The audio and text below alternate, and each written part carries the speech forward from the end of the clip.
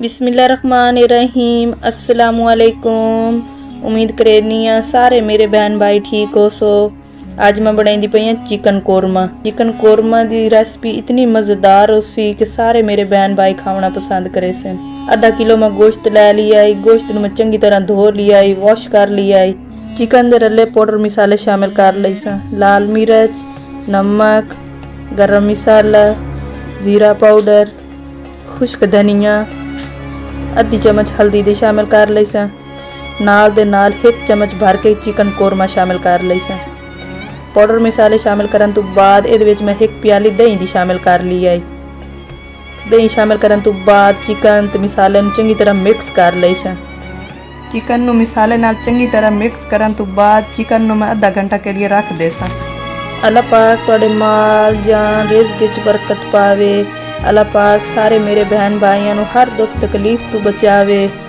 कढ़ाई दे विच मैं आधा कप घी दा शामिल कर लई सा। बिस्मिल्लाहिर्रहमानिर्रहीम।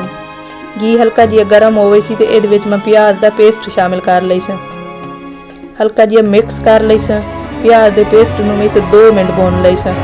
अगे पेस्ट नूं 2 मिनट भुनन तो बाद इहदे विच मैं खड़े मसाले शामिल कर लई सा।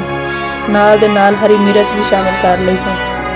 शामिल करन तो बाद इहदे विच लहसुन अदरक दा पेस्ट शामिल कर लई सा।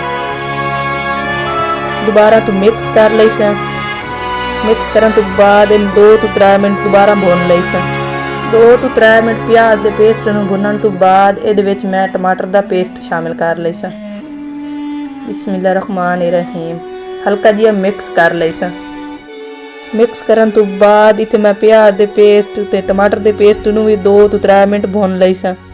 ये चिकन कोरमा रेस्टोरेंट विच कितना महंगा तो महंगा आप लैके आने।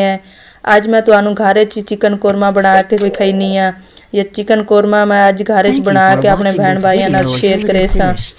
इतना मज़ेदार हो सी कि तुसा रेस्टोरेंट वाला चिकन कोरमा भूल वैसो। इंशाअल्लाह मैनू दुआ देसो कि तुसीं कितना मज़ेदार चिकन कोरमे की रेसिपी बनाई है। प्याज के पेस्ट नूं ते टमाटर के पेस्ट नूं मैं चंगी तरह भुन लिया है। तो हुण मैं इहदे विच मैरीनेट कीता होया चिकन शामिल कर दे सा। बिस्मिल्लाहिर्रहमानिर्रहीम। चंगी तरह मिक्स कर लई सा। चिकन नूं इत्थे मैं 15 मिनट पकावना है पिया। टोटल मैं 15 मिनट चिकन नूं इत्थे मसालियां नाल पकाई सा। ईद स्पेशल मैं अपने बहन भाइयों वास्ते चिकन कोरमे की रेसिपी बना रही हाँ। ये वाली चिकन कोरमे की रेसिपी एक बार मेरे बहन भाइयों ने घर जरूर ट्राई करनी है पई। मैंने कमेंट करना है पिया। जिन्ना मेरे बहन भाइयों ने मेरे चैनल को सब्सक्राइब कर लिया है उन्होंने बहुत बहुत ज़्यादा शुक्र अदा करे रही हाँ कि मैंने सपोर्ट करें देन, मेरी वीडियो वेन देन, मेरी वीडियो को लाइक करें देन। तुहाडा बहुत ज़्यादा शुक्र अदा मेरे बहन भाइयों का। अल्लाह पाक सारे मेरे बहन भाइयों की हर मुश्किल आसान करे। हर दुख तकलीफ तो अल्लाह पाक तुहानू बचावे। अल्लाह पाक तुहाडी हर दिल की मुराद पूरी करे। अल्हम्दुलिल्लाह माशाअल्लाह। चिकन कोरमे मैं इत्थे टोटल 15 मिनट पका ली है। तो कितनी मज़ेदार रेसिपी तैयार है भाई। अल्लाह पाक तुहानू अपने ईमान च रखे। अगली वीडियो च मुलाकात हो सी। अल्लाह हाफिज़।